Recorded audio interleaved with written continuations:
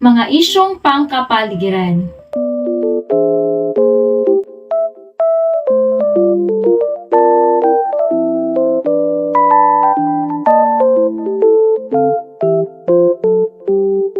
Ang kapaligiran ay mahalagang salik sa paghubog sa pamumuhay ng mga mamamayan. Dito nanggagaling ang mga hilaw na materyales na pinagmumula ng mga produktong kinukonsumo ng mga tao. Dito rin galing ang mga kalakal na panuwas upang kumita ang bansa. Sa kabila ng pakinabang na nakukuha natin mula sa kalikasan, nakakalungkot na tila ba hindi natin nakikita ang halaga nito. Nakakalimutan natin na pangalagaan ito, bagkus tayo pa ang dahilan ng pagkasira nito. Sa kasalukuyan, haharap ang Pilipinas sa samut-saring suliraning pangkapaligiran. Ang usaping ito ay nakakaapekto sa mga mamamayan sa iba't ibang aspekto ng kanilang buhay. Ang ilan sa mga suliranin at hamong pangkapaligiran sa Pilipinas na ating kinakaharap ay ang suliranin sa solid waste, ang pagkasira ng likas na yaman at ang climate change. Binigyang kahulugan ng Batas Republika bilang 9003 na kilala bilang Solid Waste Management Act of 2000 ang solid waste bilang mga itinatapong basura na nanggagaling sa mga kabahayan at komersyal na establishmento. Mga non-hazardous na basurang institusyonal at industrial, mga basura na galing sa lansangan at konstruksyon, mga basura na nagmumula sa sektor ng agrikultura at iba pang basurang hindi nakalalason. Ayon sa National Solid Waste Management Status Report 2008 hanggang 2018, ang Municipal Solid Waste or MSW ay nagmumula sa residential, komersyal, institusyonal at industrial na establishmento. Ayon sa ulat, pinakamalaking bahagdan nito ay mula sa mga kabahayan na mayroong 56.7%. Nagkakaroon ng suliranin sa solid waste sa bansa dahil sa iba't ibang dahilan. Marami ang walang disiplina sa pagtatapon ng basura. Marami ang nagtatapon ng basura mula sa tahanan kung saan-saan. Tone-toneladang basura ang tinatapon sa mga ilog, estero, kalsada, bakanteng lote na lalong nagpapalala sa pagbaha at paglaganap ng mga insekto na nagdudulot naman ng iba't ibang sakit. Nakadadagdag pa sa suliranin sa basura ang kakulangan ng kaalaman o di kaya'y di pagsunod sa tinatawag na waste segregation o pagbubukod-bukod ng basura, lalo na ang pagbubukod ng basura sa pinagmulan nito. Kung mahigpit sana ang ipinapatupad ito gaya ng patakarang no segregation, no collection policy, mas madali sana ang pamamahala sa mga basura. Mababawasan din ang trabaho ng mga waste collector dahil hindi nila kailangan pang magsagawa ng waste segregation bago dalhin ang mga nakolektang basura sa mga dump site. Ang hindi maayos na pagtatapon ng mga basura ay nakakaapekto sa kapaligiran at kalusugan. Dahil may iba't ibang pinagmulan ang basura, mapanganib para sa mga taong nakatira malapit sa mga dump site ang mga ito. Maaaring makakuha sila ng iba't ibang uri ng sakit dala ng mga insekto at pesteng naglipana sa mga basurahang ito. Ang leachate o katas ng basura ay nakokontamina sa tubig na maaaring pagmulan din ng sakit ng mga tao. Ang methane gas na galing sa mga dump sites ay hindi lamang mapanganib sa kalusugan ng mga tao, kundi nagiging sanhi rin ng global warming. Ano ang solid waste? Gaano kalala ang suliranin sa solid waste sa Pilipinas? Noong Enero 26, 2001, naging ganap na batas ang Republic Act 9003 na kilala bilang Ecological Solid Waste Management Act of 2000. Nakasaad sa batas na ito ang mga alituntunin sa wastong pamamahala ng basura at pagpapatupad ng mga programang nakatuon sa pakikiisa ng bawat mamamayan upang mabawasan ang basurang itinatapon. Ilan sa mga nilalaman ng batas na ito ay ang sumusunod. Una, pagtatatag ng National Solid Waste Management Commission at ng National Ecology Center. Pangalawa, pagtatatag ng Materials Recovery Facility at pagsasaayos ng mga tapunan ng basura. Ang pamamahala ng basura o waste management ay tumutukoy sa wastong pagkuha, paglilipat, pagtatapon o paggamit at pagsusubaybay ng basura ng mga tao. Isinasagawa ito upang mapangasiwaan ng maayos ang mga basura para maiwasan ang mga masasamang epekto nito sa kalusugan at kapaligiran. Ang National Solid Waste Commission ang nangangasiwa sa pagpapatupad ng mga plano sa pamamahala ng mga basura o tinatawag na Solid Waste Management or SWM Plan. Ito ay binubuo ng 14 na ahensya na mula sa pamahalaan sa pangunguna ng Department of Environment and Natural Resources o DENR. At 3 naman mula sa pribadong sektor. Bukod sa DENR, ang sumusunod ay ang mga ahensya ng pamahalaan na bumubuo sa NSWMC. Ang pribadong sektor naman ay kinakatawan ng sumusunod: recycling industry, plastic industry, and non-government organization.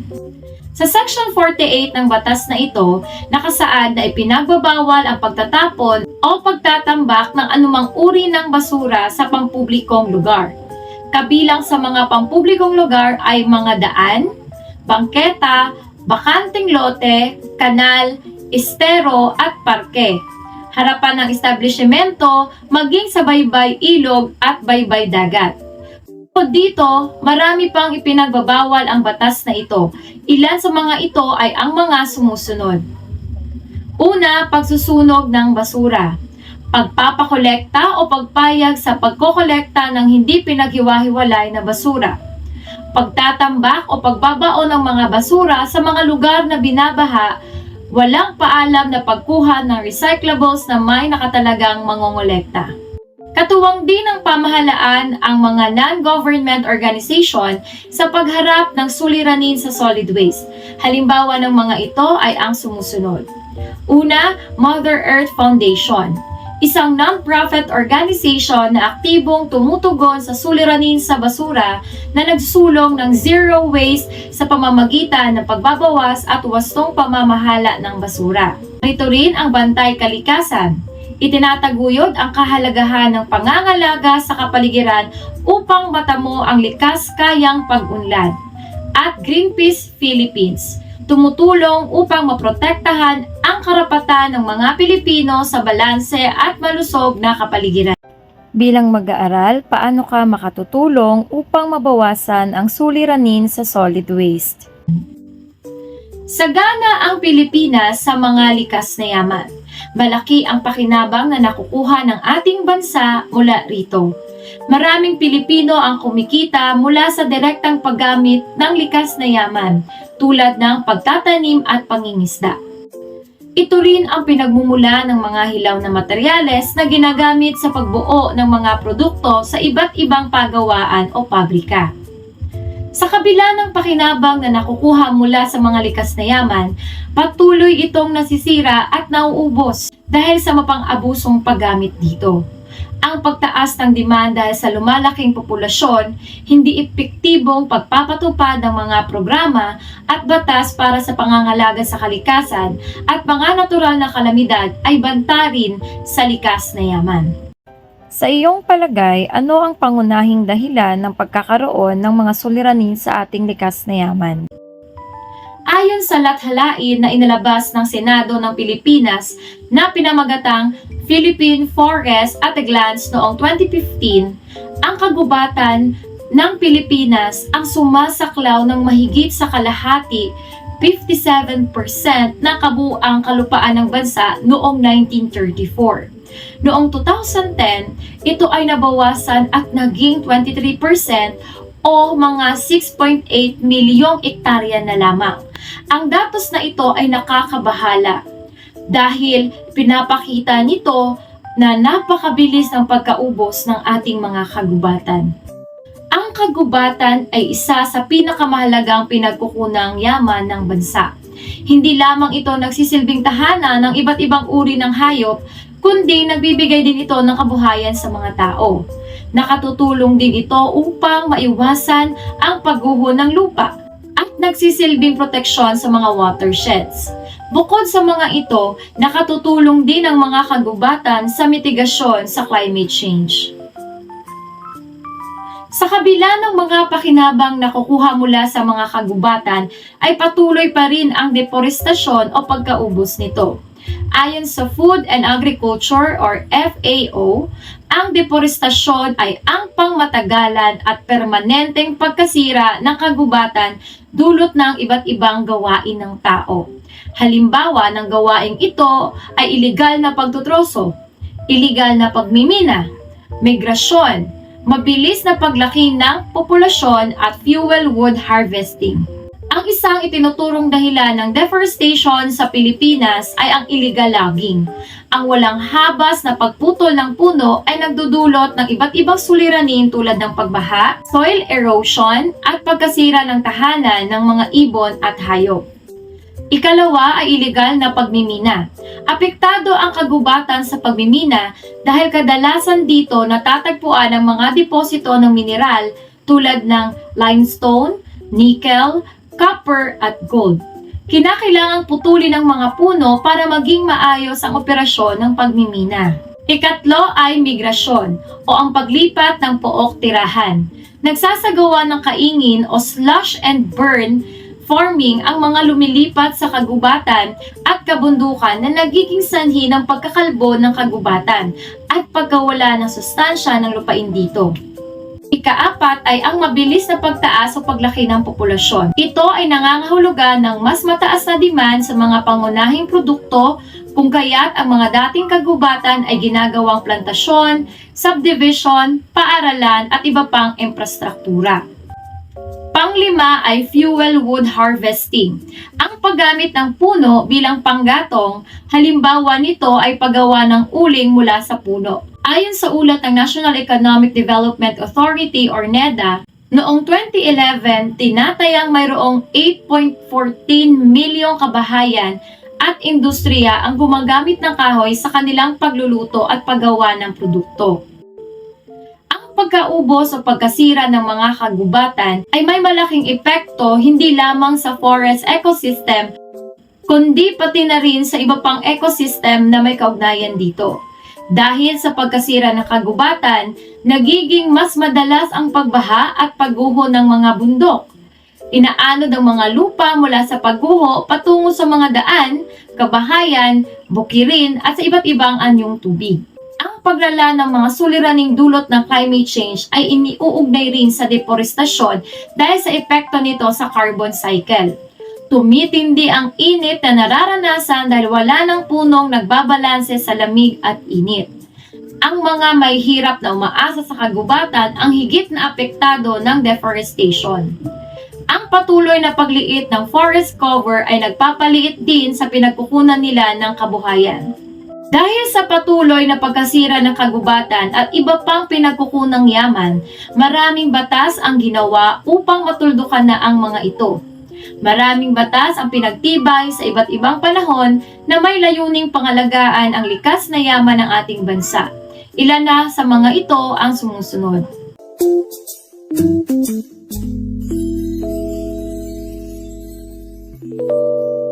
Maraming minahan sa Pilipinas sa mga key biodiversity areas tulad ng Palawan, Mindoro, Sierra Madre at Mindanao, matatagpuan ang 23 malalaking minahan sa bansa. Ayon sa 4th Philippine National Report to the Convention on Biological Diversity noong 2009. Sa kabila ng mga benepisyong nakukuha mula sa pagmimina, ay marami itong masamang dulot sa kalikasan. Ang mga ilog, lawa at iba pang anyong tubig ay nakokontamina at nalalason dahil sa mga kemikal na kumakalat sa mga ilog.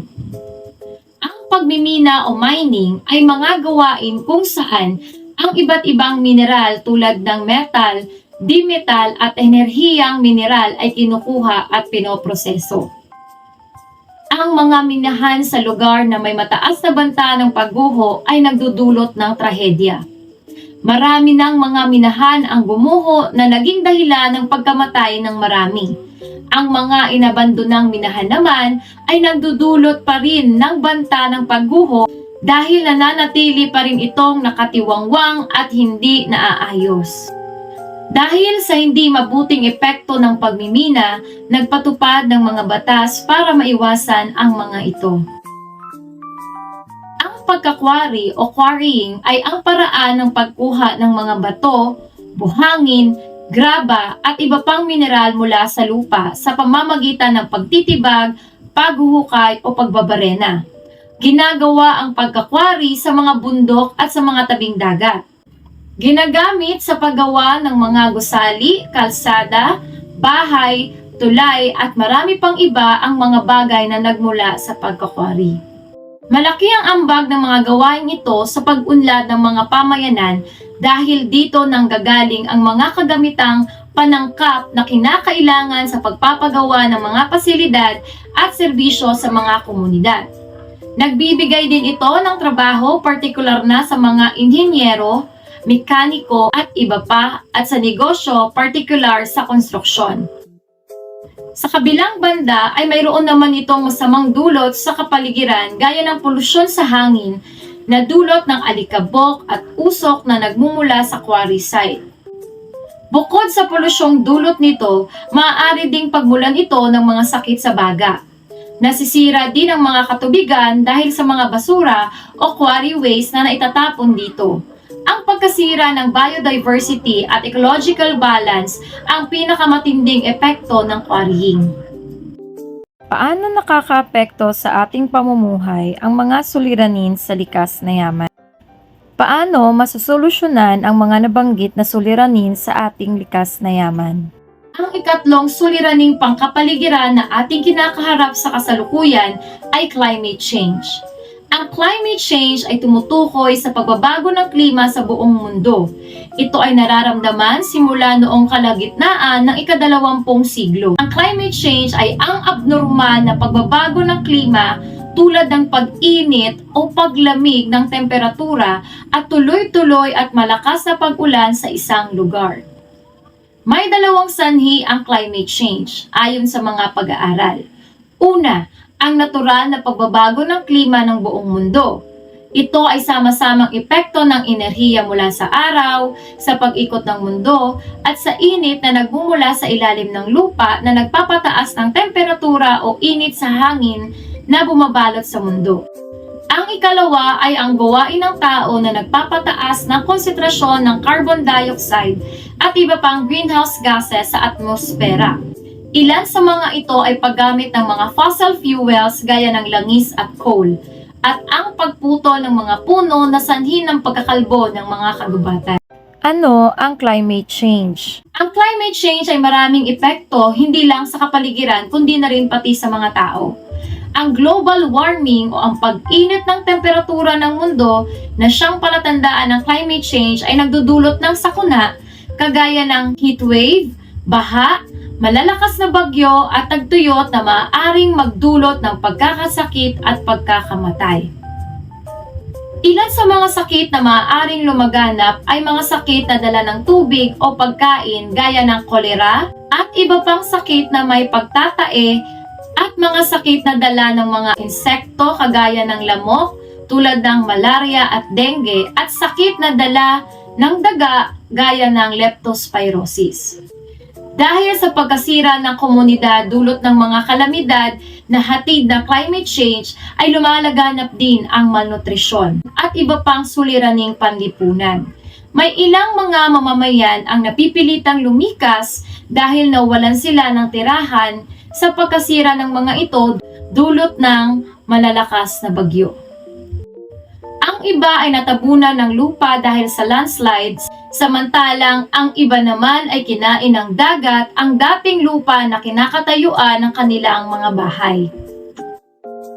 Nagkakaroon din ng suliranin sa karagatan dahil sa tinatawag na coral bleaching na pumapatay sa mga coral reef na siyang tahanan ng mga isda at iba pang lamang dagat.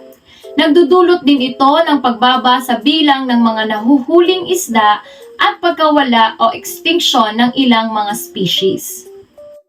Pinangangambahan din na malulubog sa tubig ang ilang mababang lugar sa Pilipinas dahil sa patuloy na pagtaas ng sea level bunga ng pagkatunaw ng mga iceberg sa Antarctic. Ilan sa epekto ng climate change sa Pilipinas ay ang panganib sa food security dahil pangunahing napipinsala ng malalakas na bagyo ang sektor ng agrikultura. Lumiliit ang produksyon ng sektor na ito dahil sa pagkasira ng mga sakahan, kalsada, bodega, mga kagamitan sa pagtatanim at pag-aani, irigasyon, pagkawasak ng mga palaisdaan at pagkamatay ng mga magsasaka at mangingisda. Malaki ang papel ng tao sa paglala ng climate change. Ang mga suliraning pangkapaligiran na tinalakay ay maituturing na sanhi ng climate change at nangyayari ang mga ito dahil sa mga ginagawa ng mga tao. Kung magpapatuloy ito, tiyak na daranas pa tayo ng matinding kalamidad na lalo pang magpapahirap sa atin. Kaya mahalaga na magkaroon ang bawat isa ng kaalaman tungkol dito at makilahok sa usaping ito upang maging handa ang bawat isa laban sa panganib. Dapat protektahan at isulong ng pamahalaan ang karapatan ng mga mamamayan sa isang balanse at malusog na kapaligiran. Ayon sa Artikulo 2, Section 16 ng 1987 Konstitusyon ng Pilipinas. Kung kaya't may mga programa at patakaran para sa climate change na ipinapatupad ng pamahalaan ng Pilipinas. Paano tumutugon ang Pilipinas sa hamon ng climate change? Nararamdaman mo ba ito? Mga isyong pangkapaligiran.